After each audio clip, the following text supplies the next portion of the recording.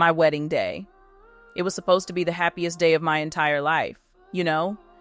But have you ever had someone destroy your whole world in front of everyone you love in one sentence? My mom stood up during the ceremony. She was drunk, angry, and she announced to 150 guests that I was adopted. Just like that, right in front of my fiancé, his family, all our friends, everyone. Why?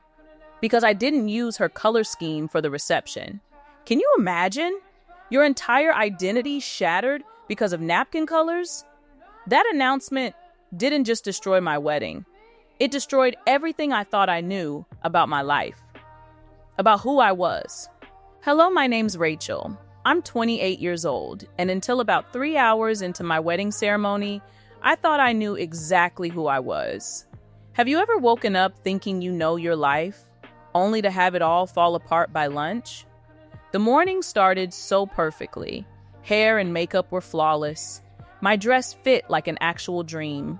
My fiancé Jake was waiting for me at the altar. My mom, Catherine, had been tense all morning, though, complaining about the flowers, the seating chart, the napkin color. I'd chosen navy blue. She wanted burgundy. But it was my wedding, right? I thought she'd eventually get over it. Should I have seen the warning signs? Probably.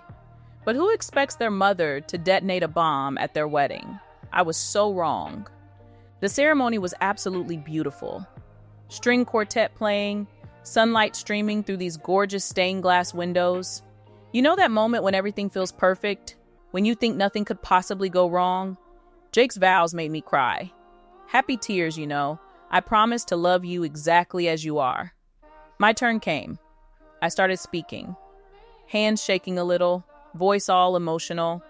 Jake, you're my home, my family, my everything. That's when I heard glass breaking. My mom had knocked over her champagne glass. She was standing up, swaying slightly. The officiant paused. Ma'am, is everything all right? How do you know when someone's about to ruin your life? Can you feel it in the air? Mom laughed. This bitter, ugly sound I'd never heard from her before. All right? Nothing's all right. She pointed directly at me. You want to know why she's so selfish? Why she never listens?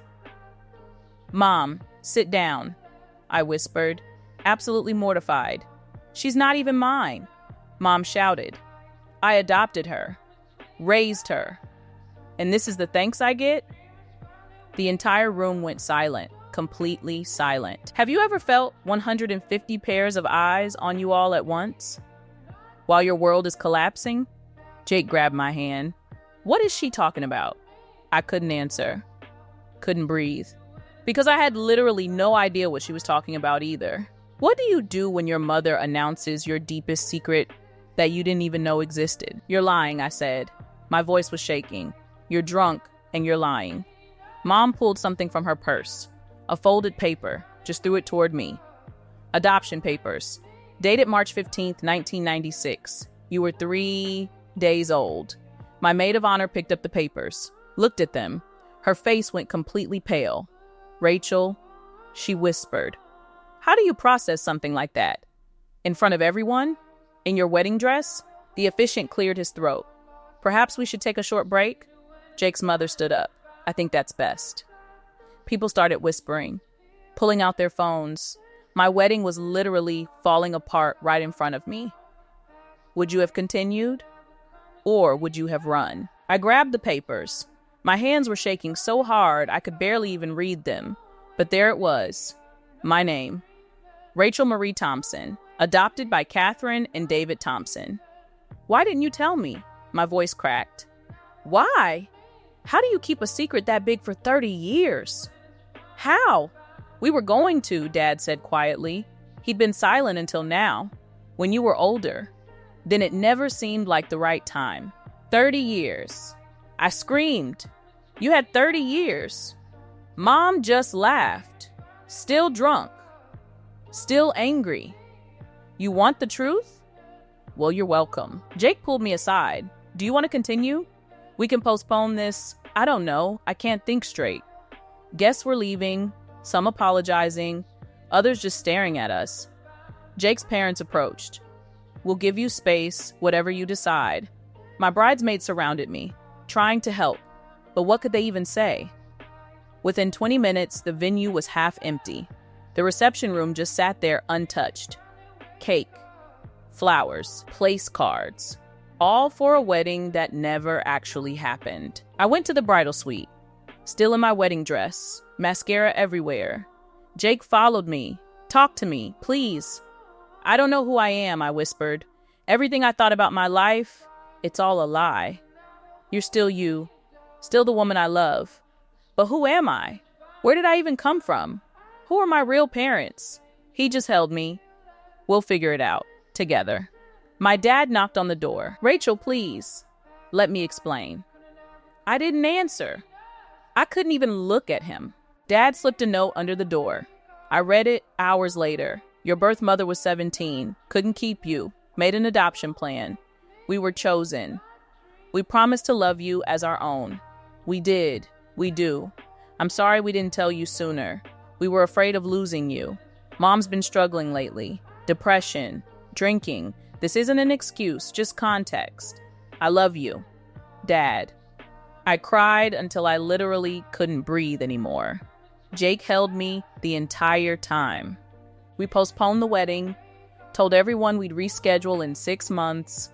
Some people understood, others just gossiped about it. Videos of my mom's announcement went viral. Bride discovers she's adopted during wedding ceremony. Millions of views, thousands of comments. My private pain became public entertainment. I deleted all my social media, took a leave from work, and started searching for answers. Who was I really? Where did I come from?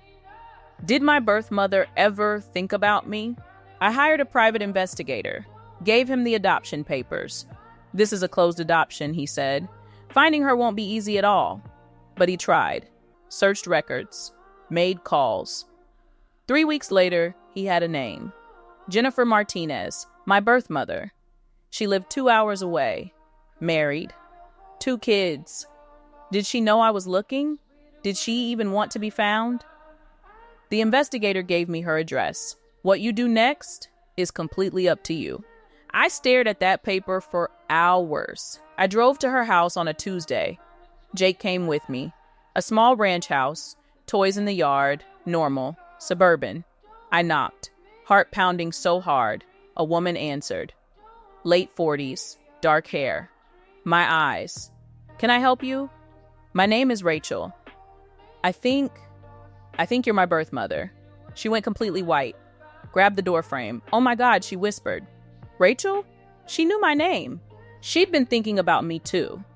We sat in her kitchen, coffee sitting there untouched. "I was 17, Jennifer said. Your father was my high school boyfriend. When I got pregnant, he just disappeared. My parents gave me a choice, abortion or adoption. I couldn't do the first, so I chose the second." Tears were streaming down her face. "I held you for 2 hours after you were born. Then they took you away. I never forgot you. Not for a single day. Why didn't you search for me?"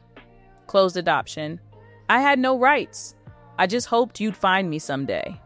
"I have 2 kids, Jennifer said. Your half-siblings. Emma's 14.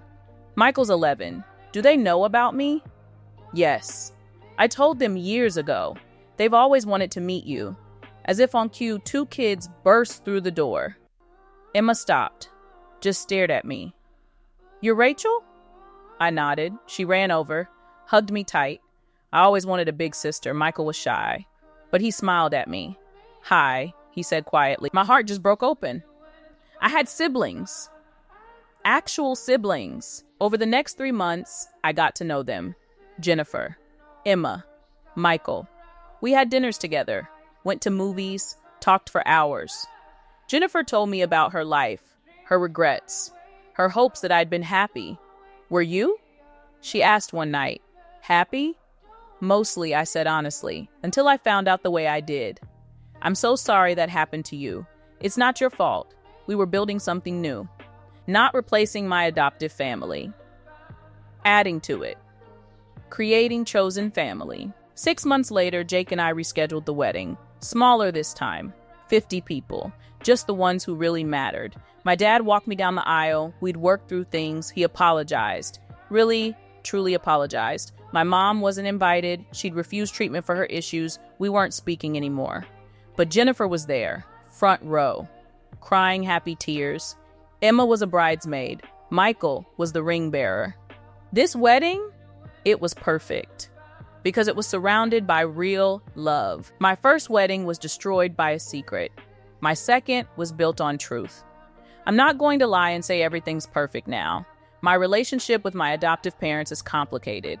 Mom and I may never reconcile. But I gained something unexpected. A birth mother who loves me, siblings who accept me, a bigger family than I'd ever imagined. Sometimes the worst moments lead to the best discoveries. I found out I was adopted at my wedding, and it absolutely shattered my world. But I rebuilt it. Stronger, more honest, more whole.